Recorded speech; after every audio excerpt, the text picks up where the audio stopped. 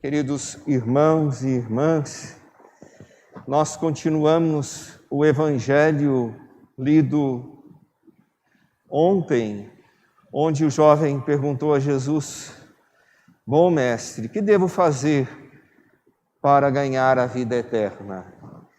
E no final do diálogo que Jesus estabeleceu com ele, Jesus disse que uma só coisa lhe faltava, que seria vender os seus bens e dar aos pobres. Mas como ele era muito rico, ali está agora a resposta de Jesus dada, da dificuldade de um rico entrar no reino dos céus. E esta dificuldade, é bom que se diga e que se reflita sobre ela, porque Deus não nos cria para nos tornarmos escravos dos bens materiais, ou seja, das riquezas do mundo, nem do ouro, nem da prata, de tudo aquilo que se faz perder pelo tempo. A riqueza de Deus, para nós, são as pessoas que Ele nos confia, aqueles que caminham junto de nós.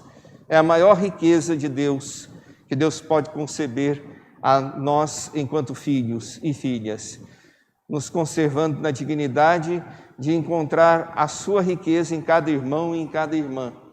Por isso que, quando vemos que aquele jovem teve a dificuldade por ficar preso às realidades materiais, nós também somos convidados a não nos deixarmos prender aos bens materiais, mas, sobretudo, usar destes para uma boa vida, por uma vida de qualidade, sim, mas não se escravizar por bens materiais, pois haverão de ficar todos aqui. Mas a capacidade que temos de usar deles para socorrer as pessoas engrandecem na caridade aqueles que são filhos e filhas de Deus. Usar dos recursos que se tem para socorrer os mais simples, os mais humildes, os mais necessitados. Sim, aqui está o segredo de viver uma vida voltada não para o bem material, mas voltada para o próximo. Voltada para o próximo na pessoa de Deus. Assim, a nossa vida ganha sentido. Vemos que Jesus responde aqui, e gera até uma situação assim muito constrangedora para os discípulos, porque eles se sentem ali preocupados, Como então? Quem poderá ser salvo? E Jesus reafirma esta palavra, Então, quem pode ser salvo? Pedro pergunta, em nome dos discípulos. E Jesus responde: Em verdade vos digo, quando ali a sua palavra, Jesus coloca para ele: para os homens isso é impossível, mas para Deus tudo é possível. Ou seja, toda a graça de Deus nos é dada para nos salvar, para nos confirmar na sua realidade, uma realidade salvífica que não se deixa prender por aquilo que Deus criou, pelos bens materiais, nem pelo poder que eles transmitem também. Aqui é bom que se diga e que se reafirme que esses bens ganham sentido quando são usados para promover a caridade, sempre, para construir a realidade do reino de Deus na partilha. Por isso que Jesus pede àquele jovem que venda tudo que possui e dê aos pobres.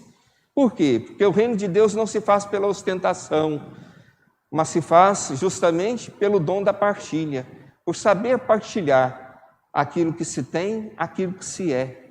Por isso nós partilhamos o dom da vida uns com os outros, para manifestar Deus e a construção do seu reino entre nós.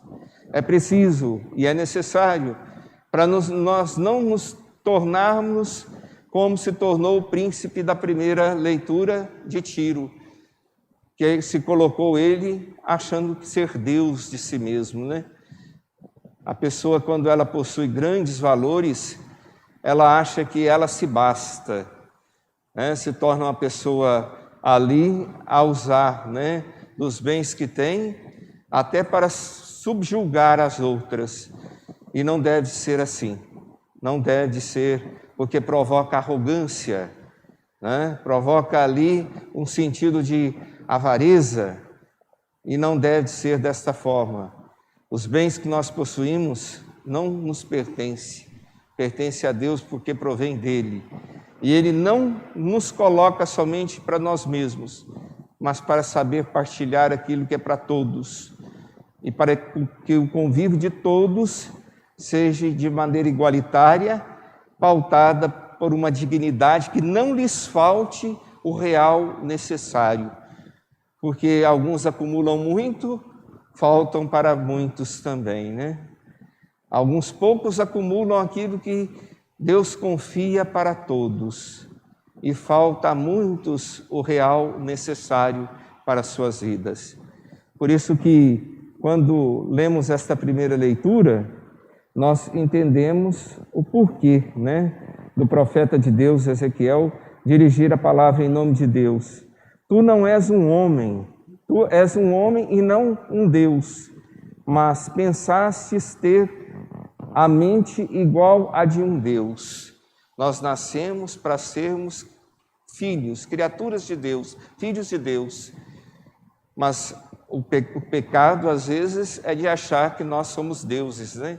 De nos colocar no lugar de Deus, de achar que a riqueza desse mundo nos faz superiores. Não deve ser assim, não deve ser desta forma. Porque quando se acha uma pessoa muito rica de si mesma, ela se torna arrogante, prepotente, e ali produz não o bem, mas produz o mal, e se torna cega pela riqueza que se tem.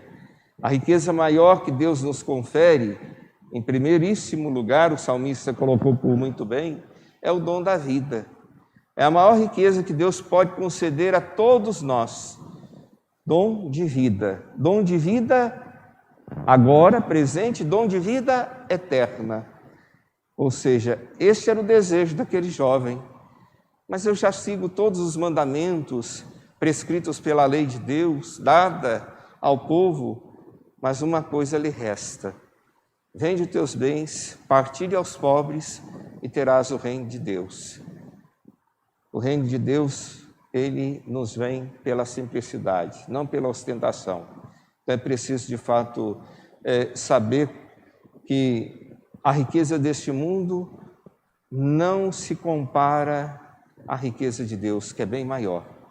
A riqueza de Deus, como é traduzida para nós, ainda haverá de ser colocada para os filhos e filhas de Deus uma grandeza ainda bem mais ampla do que tudo aquilo que nossos olhos podem enxergar, como diz a própria leitura. E assim, quando leio o Salmo, sou eu quem tiro a vida, sou eu quem faz viver. Quando nós começamos a inverter a lógica do que está sendo cantada pelo salmista, veja que acontecem coisas que nos deixam verdadeiramente desencantados, né? Como o caso daquele aborto constitucional, né? Constitucionalizado, né? Vamos dizer assim. É preciso, de fato, conceber a razão da vida, aquele que é o Senhor da vida, aquele que nos dá a vida, é aquele que busca também esta mesma vida, para nos eternizarmos nele. O ser humano não tem a prerrogativa de ocupar o lugar de Deus. Por isso é importante, de fato, porque nos nossos tempos estão se invertendo a lógica de Deus, né? Querem ocupar o lugar de Deus e promovem grandes aberrações em detrimento a isso. Assim como o príncipe provocou a primeira leitura, no nosso tempo não está diferente daquilo que nós estamos vivendo, daquilo que nós estamos vendo. É preciso, de fato, conceber esta realidade de hoje para saber valorizar o dom maior que Deus concede, que é o dom da vida, e lutarmos por ele como algo de maior riqueza com que Deus poderia conceder a todos aqueles que na graça vêm a estar junto de nós. Valorizar esta vida, desde o princípio, valorizá-la e lutar para que ela prevaleça, Este é, senão, uma missão de todo ser cristão. Defender a vida é uma prerrogativa de cada um de nós. Então, nós podemos dizer, como aqui fora dito pelo salmista, que a vida vem de Deus, a vida procede de Deus. Ele é o Senhor da vida. Ele é o Senhor da vida e sempre será. Embora nós enfrentamos situações de morte, Deus sempre vai ser o Senhor da vida. Que a graça de Deus nos faça colocar sempre o valor no lugar correto, o valor certo da vida em primeiro lugar. Pego aqui e me permito a tomar o que o Papa Francisco hoje de manhã colocou no seu Twitter. Ele dizia: a riqueza pode levar a erguer muros. Jesus, ao contrário, convida seus discípulos a transformar bens e riquezas em relações humanas. Porque as pessoas valem mais do que as coisas e contam mais do que as riquezas que possuem. Precisaria muito ser colocado esta fala do Papa Francisco com grande reverência para cada cristão, para cada filho e filha de Deus, para que possamos compreender que a riqueza não são os bens e as coisas, mas o ser humano. A riqueza maior, concebida a nós, é a riqueza de cada um de nós, que constituímos o reino de Deus. Esta igreja de pedras vivas, é esta igreja de nosso Senhor Jesus Cristo, é esta igreja que nós queremos pertencer. É esta igreja onde a riqueza de Deus está nas pessoas, não em coisas, não no material, não no poder, mas na simplicidade de cada ser humano. Peçamos ao Senhor que abra sempre o nosso coração e nos faça progredir cada vez mais nesta caminhada de fé e de vida.